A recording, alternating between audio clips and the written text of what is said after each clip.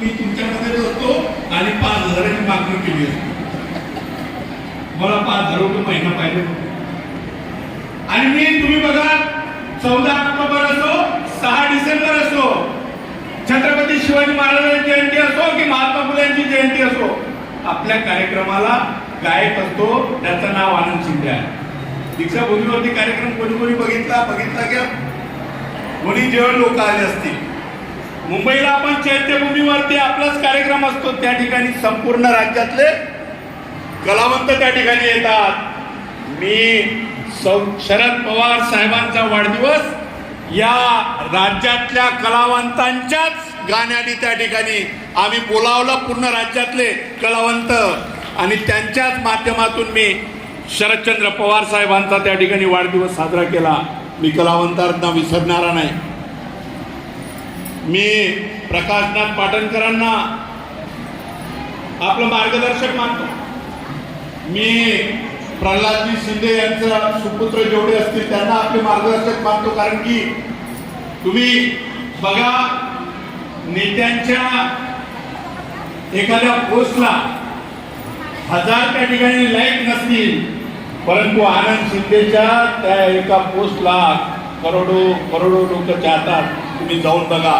म्हणून या देशातले नेते या देशातले कार्यकर्ते जर कोणी निवडून आणत असेल तर हे तुम्हीच लोक निवडून आणता. तुम्हीच कलावंत निवडून आणता. त्या सभेला जर रंगत येत असेल आणि ती सभा त्या ठिकाणी लोकांना गोळा करायचं असेल तर नेते फक्त तुम्हालाच वापरतात आणि ज्यावेळेस तुमची पाळी येते त्यावेळेस तुम्हाला विसरून जातात. ही वस्तुस्थिती आहे. म्हणून आपल्या मधला कलावंत आपण जिवंत ठेवला पाहिजे. आणि तुमच्या मधला पण एखादा कलावंत पार्लमेंट मध्ये गेला पाहिजे. तुमच्या मधला कलावंत हा त्या ठिकाणी आमदार झाला पाहिजे, खासदार झाला पाहिजे.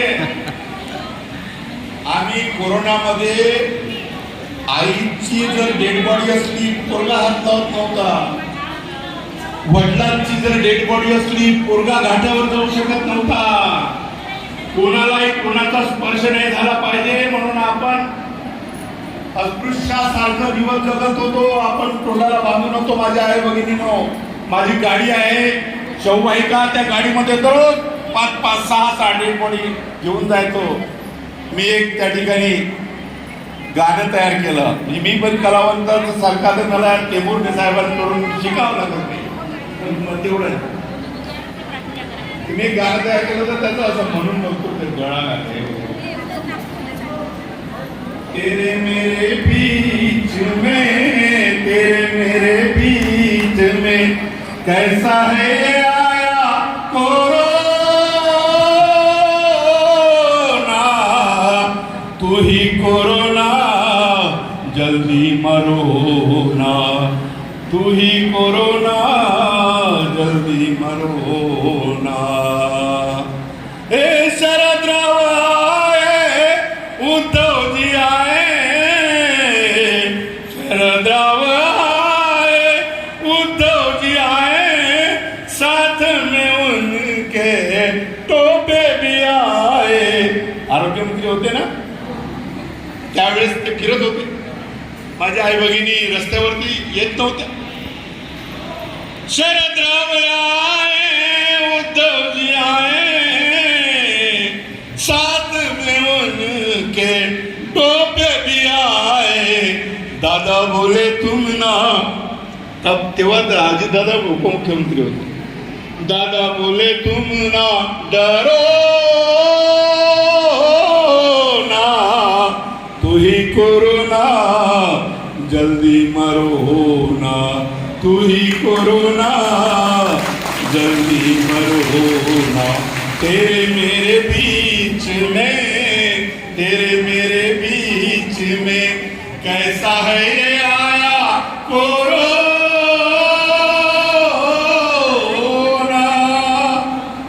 बघा आपल्यामधला कलावंत हा मरत नसतो. अशी माणसं कलावंतावर प्रेम करणारी माणसं आहे. आम्ही रात्रभर जर कुठल्या एरियामध्ये भजन सुरू असलं तर आम्ही फिरत राहायचं नगरसेवक असताना.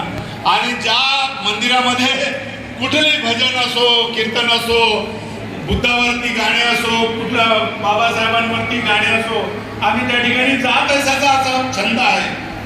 कुणाला कशाचा छंद असतो, कुणाला कशाचा छंद असतो, आणि आम्हाला तर फक्त गाणे गाण्याचा छंद असतो.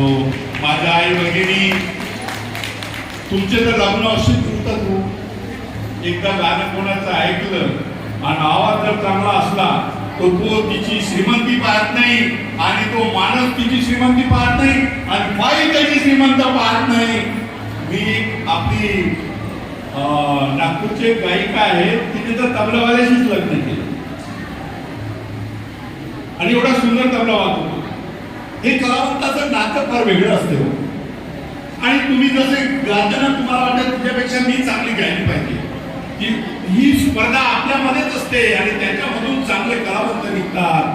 आणि कलावंत निघून या कलावंत पूर्ण देशाला, राज्याला, एका खेड्यामध्ये एखाद्या गावात मधला जर एखादा टेंबोडी असला ना, तर निश्चितच त्या ठिकाणी त्या गावाला रंगत येते.